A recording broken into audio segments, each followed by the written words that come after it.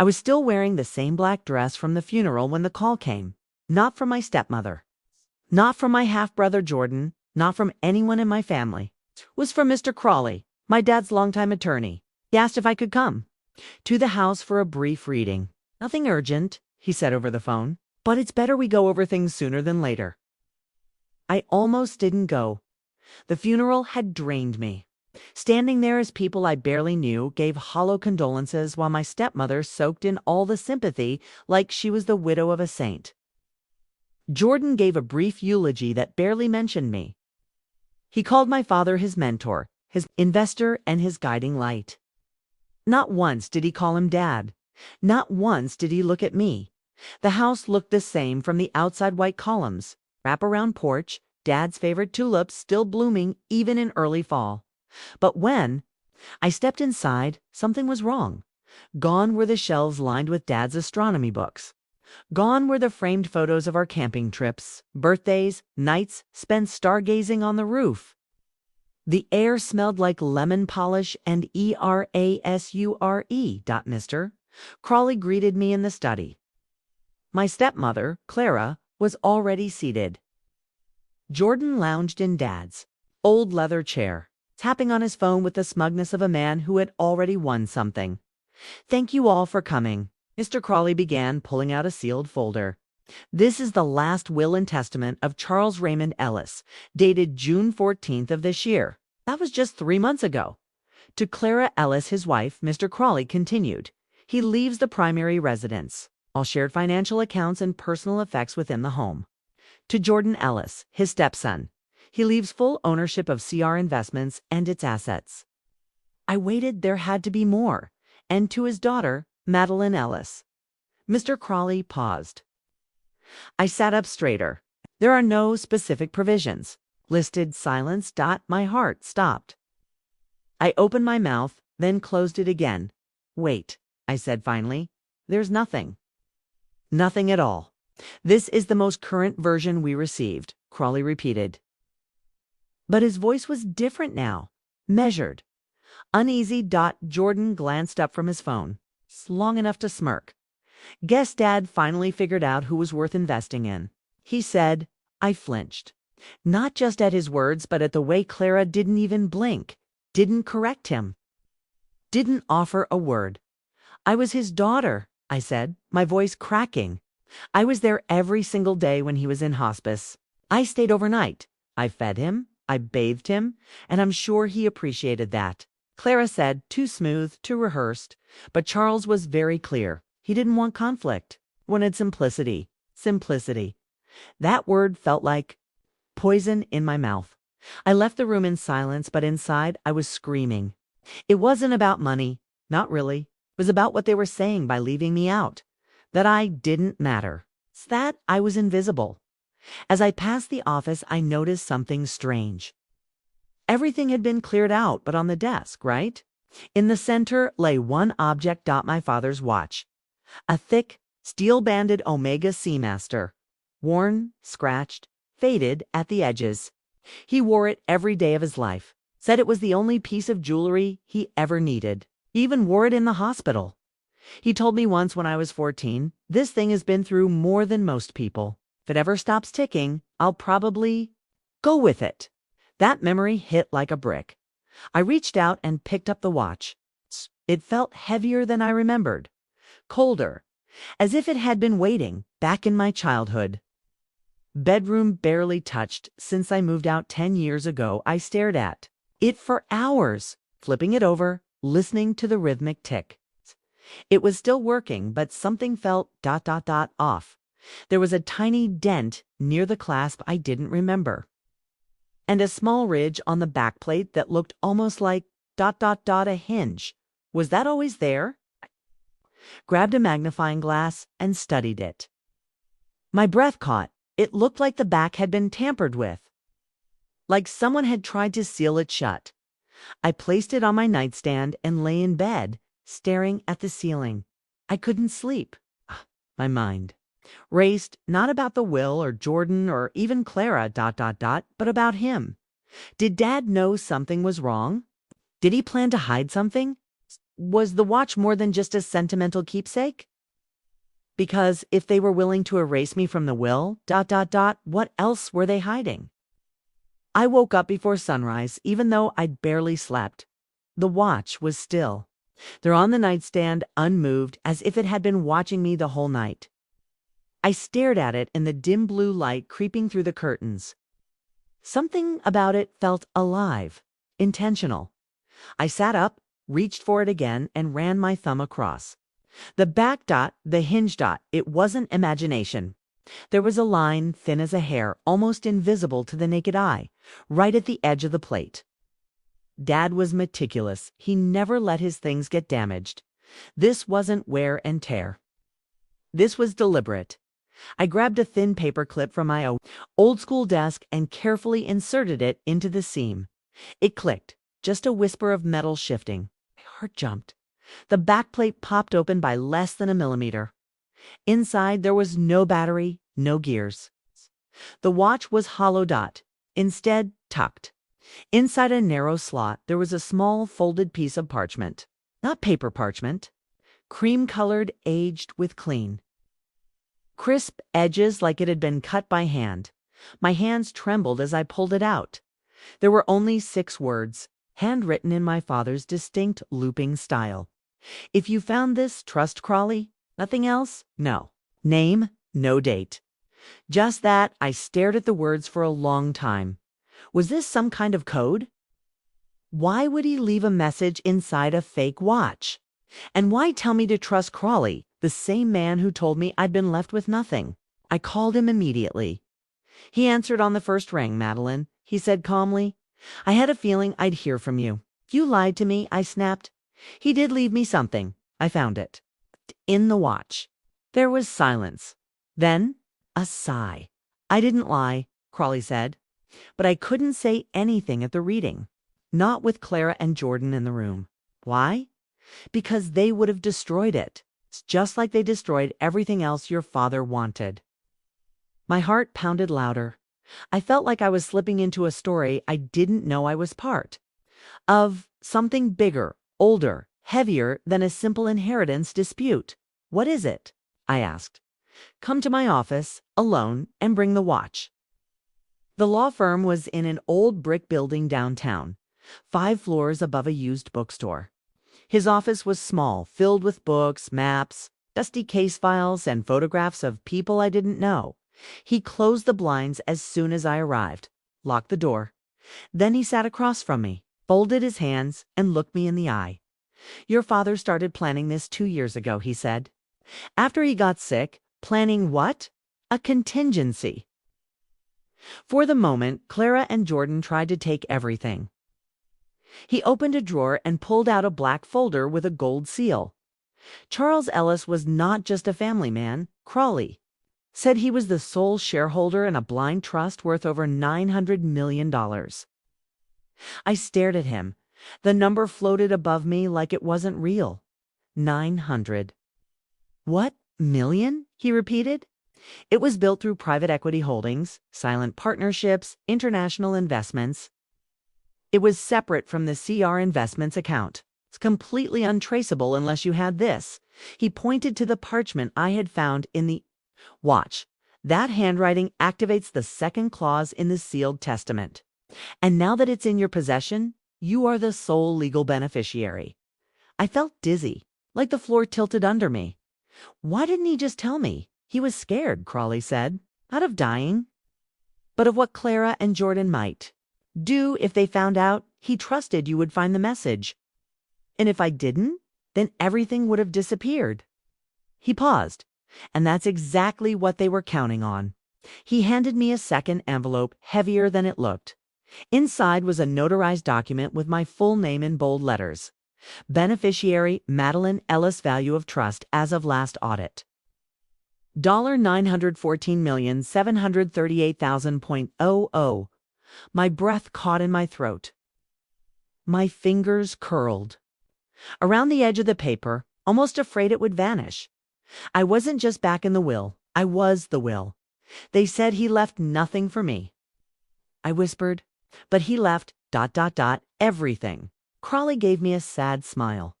He knew who deserved it. I walked out of Crawley's office with the envelope clutched to my chest like a newborn. My heart was still racing, not from excitement, but from disbelief.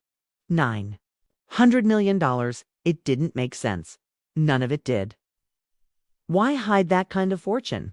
Why make it a secret? Why trust me to find it? And then I remembered the way Clara looked at me when Mr. Crawley read the will. The way Jordan smirked.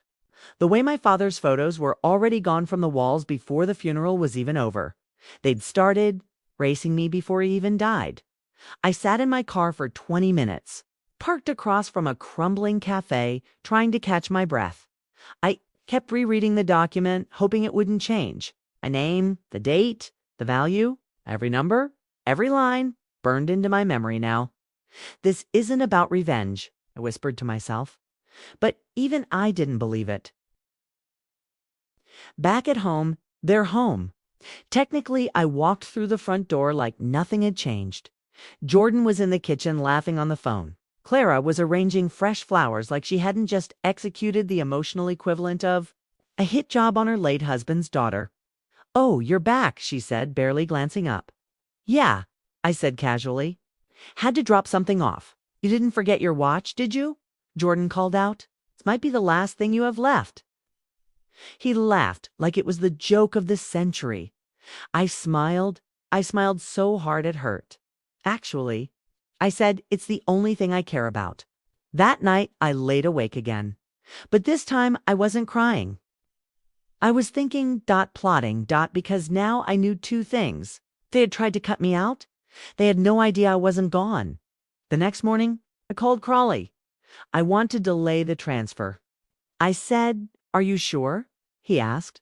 "It's your legal right to take ownership now. I could have the trust account open in your name by tomorrow." "Not yet," I said. "I want to play this exactly how Dad planned." There was a pause, then a low chuckle. "You're more like him than I thought." I started digging. If they were bold enough to erase me from the will, what else had they done? I requested the hospital records, reviewed security footage from the last 2 months of Dad's life, checked every email and letter I had from him. Something didn't add up. Clara had convinced him to change. His will just 3 weeks after his last chemotherapy session, when he was weak, disoriented, barely able to sit up straight. And Jordan had registered a new LLC Ellis and Jordan Ventures just 2 days before the new will was notarized. They weren't grieving, they were strategizing, and that made me furious. I wasn't going to march in with a legal team and claim victory. I was going to make them comfortable first. Let them believe they'd won. Let them talk. At dinner that night, Clara poured herself a glass of vintage Merlot from Dad's collection. I sat across from them, picking at a salad I didn't want. "So," she said casually, "have you started packing?" "Why would I?" I asked. "Well, with the will settled, I just assumed you'd be moving out soon." Jordan grinned. "Unless you want to rent the pool house, I'd give you the family discount." I tilted my head. "You know what? I've been thinking. Maybe I'll stay just for a few weeks. For closure." Clara didn't hide her surprise. "You'd be okay living here, knowing the circumstances." "It's just a house," I said. "What's a house compared to family?" They exchanged glances, unsure whether I was broken or just pathetic. Perfect. I needed them to underestimate me. I needed them relaxed. Because while they were clinking glasses and celebrating their silent coup, I was memorizing every password, every file, every whisper. I wasn't going to fight them with fire. I was going to drown them in truth. By the end of the week, I found it. Buried inside Jordan's office computer was a PDF labeled CR Legacy Final.docx. It wasn't the will, it was a script, a practice document. Clara and Jordan had rehearsed the will reading before it even happened. There were bullet points. Make her feel calm at first. Let Crawley speak with authority. Cut her out fast. Do not argue. Act surprised if she reacts. My stomach turned. They didn't. Just hope I'd accept the will. They built a plan to silence me. They treated my grief like a stage play. I copied the file to a hidden drive and locked it in the same drawer where the real watch now said Tit's secret still tucked inside. Waiting. You wanted a performance? Ha! I whispered to the screen. You'll get the finale you deserve. 2 weeks later, I was still in the house, still playing dumb, still smiling through family dinners like a guest overstaying her welcome. I let them relax. I let Jordan brag about how he was rebuilding the Ellis name, about his Series A round and his advisor network. I let Clara criticize my clothes, my job, my sensitive tendencies. I let them think they'd won. Meanwhile, I was organizing every lie. The mock will script, the timestamps of the LLC registration, the change in my father's medication doses, the digital fingerprint of every deleted file I'd recovered. I didn't need revenge. I just needed evidence. And a staged opportunity came faster than I expected. Every year. The Ellis Foundation held a gala in my father's name. It was meant to honor his legacy of generosity. Clara and Jordan insisted on hosting it this year. Of course. They invited investors, local press, and board members from every company he ever supported. I asked to give a small speech. Jordan rolled his eyes. Sure, he said. Just keep it short. You know grief makes people weird. Clara nodded. In agreement, nothing too personal, she added. Just celebrate his business sense. Of course, I smiled. Just business. The night of the gala, I wore black again. Not because I was mourning, but because I wanted them to remember exactly where this started. The ballroom sparkled with chandeliers. Everyone wore tuxedos and smiles polished by money. Jordan was working. The room like a politician. Clara clinked glasses like she had just invented elegance. When they called me to the stage, stood behind the podium and took a breath. And then I clicked the remote. The screen behind me lit up. Before I begin, I said I'd like to share a few files I found on my late father's personal drive. First slide, the forged practice script of the will. Second slide. Clara and Jordan's email exchange 2 days before the reading. Should we remove the watch too? Clara had written, No, Jordan replied. It's useless. Let her have something. The room was quiet, uncomfortably quiet. I moved to the third slide. My father's handwritten note, scanned, enlarged. 6 words projected behind me. If you found this trust, Crawley gasps echoed across the ballroom. I thought, my father left me nothing. I said calmly, that's what they told me. But what he actually left was everything. Final slide. The trust certification, my name, the value, $914,738,000. Oh, Clara stood up. This is outrageous, she snapped. These documents are fake. This is slander. But the crowd was already turning. Board members whispered.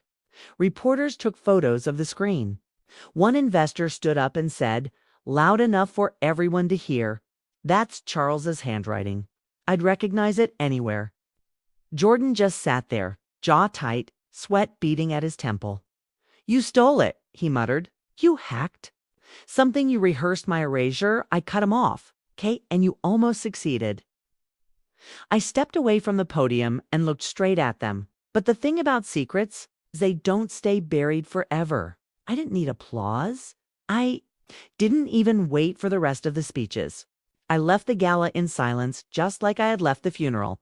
But this time, it wasn't grief I carried, it was freedom. The next morning, fallout began, articles with headlines like, Daughter reveals hidden fortune at father's memorial. Gala $900 million trust uncovered after a family tried to cut out air. Clara Ellison's son under investigation for forgery and coercion. The will was reopened. Criminal investigations began. And I kept the watch. I didn't cash the trust, right? Away. I bought a quiet cottage outside of Portland. I restored my dad's telescope. I built a library in his name, the real Charles Ellis Foundation. Not one built on lies. I get letters sometimes. From people who saw the video online. From daughters, sons, nurses, strangers who felt invisible too. They all say the same thing. Thank you for not staying silent. But the truth is, I didn't speak for them. I spoke for him. For the man who hid everything they couldn't steal. Inside a watch that was never really ticking.